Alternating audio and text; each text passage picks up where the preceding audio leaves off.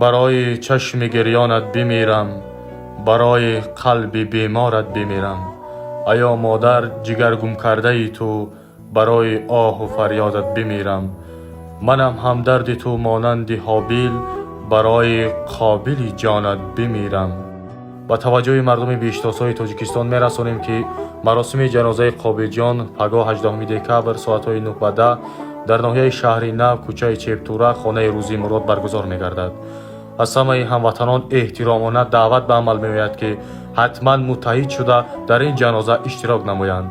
ما مردم تاجیک با متحدی خود در چنین لحظه های سنگین همدیگر را تنها نمیگذاریم. باید گفت تروریست روس حتما جزای خود را خواهد گرفت. خداوند به مادر این نابالغ صبر جمیل عطا فرموده قابل جان را جایش را رحمت و مغفرت نماید.